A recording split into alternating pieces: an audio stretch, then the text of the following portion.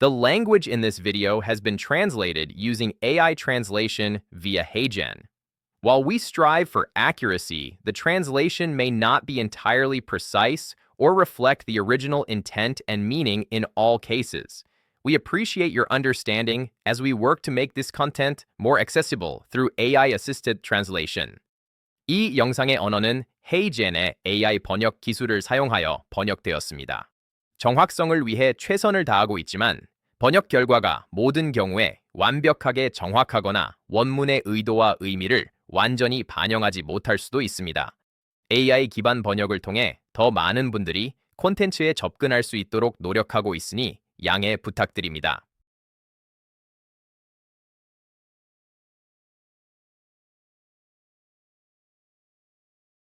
안녕하세요. 제 이름은 에릭 자모입니다. 아드멧 속성 계산에 관한 이 아드멧 프리딕터 인터랙티브 튜토리얼에 함께 해주셔서 감사합니다. 이제 계산할 속성을 선택하는 방법과 멀티스레드 계산을 위한 환경을 설정하는 방법에 대해 알아보겠습니다. 속성 계산은 ADMIT 프리딕터를 사용할 때 매우 중요한 부분이기 때문에 적절한 수준의 세부사항으로 이 내용을 다루는 것이 중요합니다. 속성에 대한 용어에 대해 간단히 말씀드리자면 사실 속성이라고 부를 수 있는 것들이 매우 많습니다. 특정 속성들, 즉 우리가 속성이라고 부르거나 생물학적 엔드포인트의 모델이라고 부르는 것들이 있습니다. 예를 들어 HRG, 클리어런스나 돌연변이, 유발성 등이 있습니다. 이러한 것들은 모두 생물학적 엔드포인트의 모델에 해당합니다. 제가 속성이라고 부르는 것들 중 일부는 pK나 용해도와 같은 물리화학적 속성일 수도 있습니다. 같은 범주 안에서 우리는 일반적으로 극성, 표면적 또는 위상지수와 같은 기술자, 디스크립터로 불리는 것들에 대해서도 이야기할 것입니다. 또 우리가 속성이라고 부르는 다른 것들에는 대사 위치가 포함될 수 있습니다. 이것들은 분자 내에서 대사 반응이 일어날 것으로 예측되는 위치를 의미합니다. 그리고 단순 속성과 복합 속성 사이에도 약간의 차이가 있는데 예를 들어 admit risk와 같은 것이 복합 속성에 해당합니다. 복합 속성이고 실제로 여러 가지 속성들이 우리의 admit risk 속성 정의에 포함됩니다. 그래서 다시 한번 이런 다양한 명명법들 사이에 혼합이 있다는 점에 대해 양해를 구합니다. 하지만 단순화를 위해 저는 이 모든 것들을 속성이라고 부르겠습니다. 실제로 속성을 계산할 수 있는 곳은 두 군데가 있습니다. ADMET 프리딕터 환경이 있고 최대 100개의 화합물에 대해 속성을 계산할 수 있는 매템 디자이너도 있습니다. 지금 제가 공유하고 있는 이 창은 실제로 ADMET 프리딕터에 있습니다. 그래서 제가 할 일은 예제 데이터 세트가 들어있는 파일을 여는 것인데 이 데이터 세트는 2000개의 화합물로 구성되어 있습니다. 이것은 이나민이 다양성 세트의 하위 집합으로 전체는 10,000개가 조금 넘는 화합물로 이루어져 있습니다. 전체 이나민의 다양성 세트로 작업할 수도 있었지만 오늘 진행하는 예제의 목적상 이 2000개 화합물 하위 집합이면 충분합니다. 그래서 화합물 세트를 불러올 수 있고 식별자는 실제로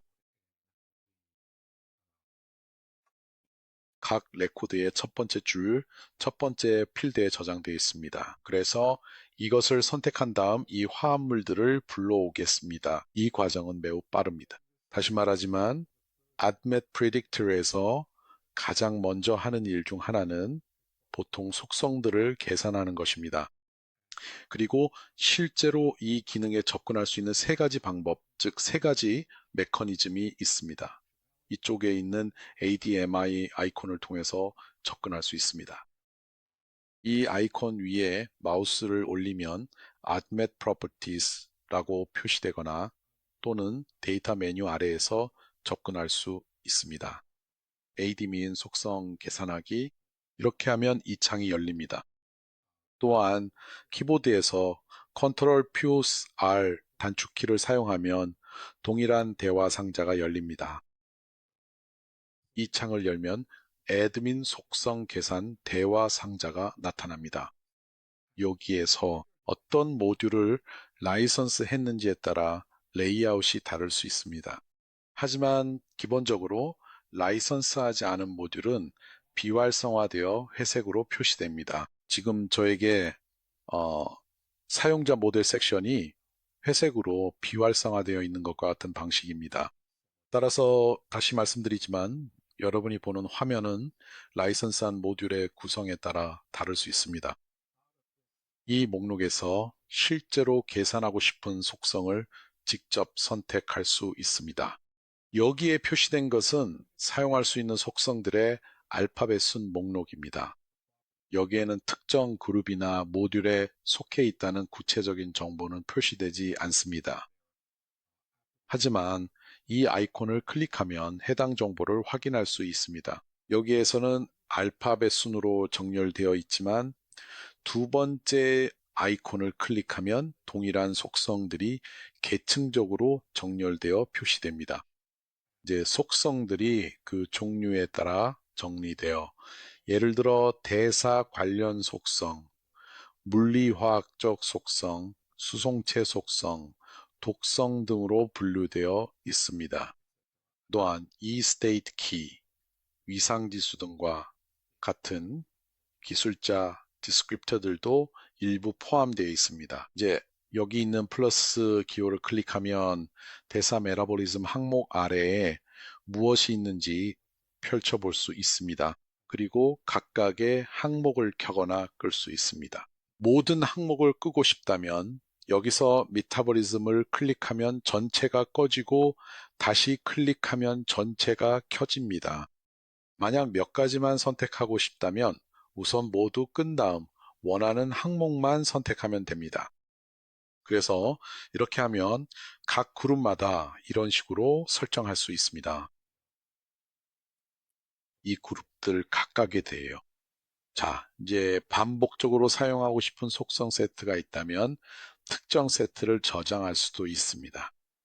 또는 파일에서 불러올 수도 있습니다. 예를 들어 여기서 저는 이전에 작업했던 특정 디스크립터 세트를 파일에서 불러오려고 합니다.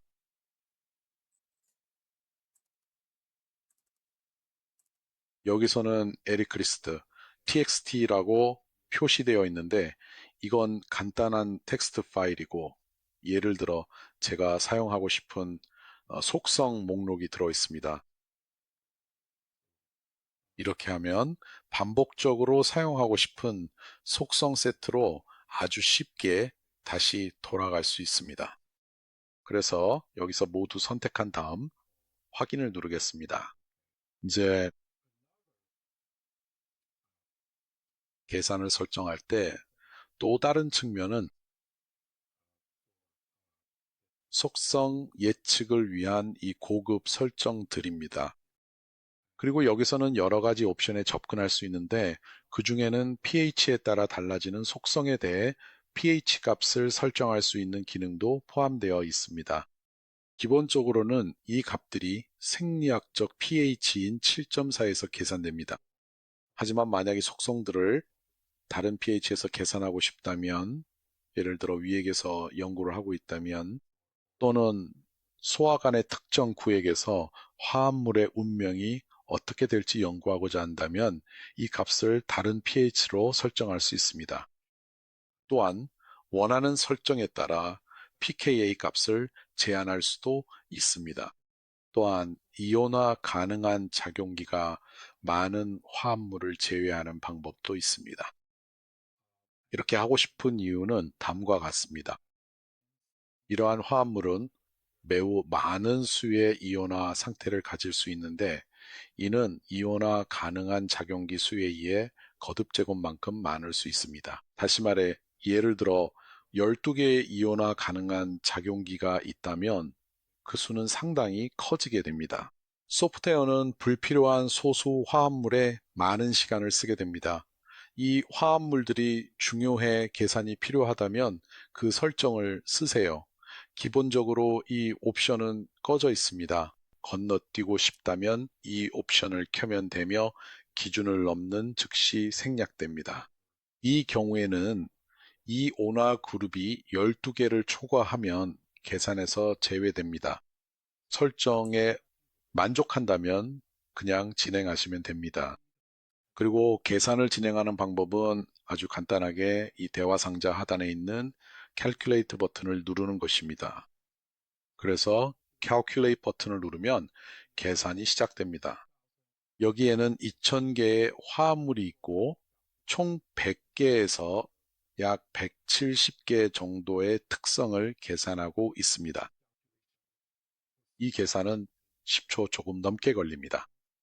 즉, 초당 약 200개의 화합물을 처리하는 셈입니다. 그리고 다시 말씀드리지만 이는 모든 특성 옵션이 활성화된 상태에서의 속도입니다. 참고로 실제로 특성의 수를 줄여서 일부 특성을 끄더라도 계산 속도가 크게 빨라지지는 않습니다. 거의 같은 속도로 계산이 진행됩니다. 한 가지 말씀드릴 점은 방금 보여드린 이 ADM의 특성, 계산 설정에는 HDPK 모듈에 포함된 약동학적 특성은 포함되어 있지 않다는 것입니다.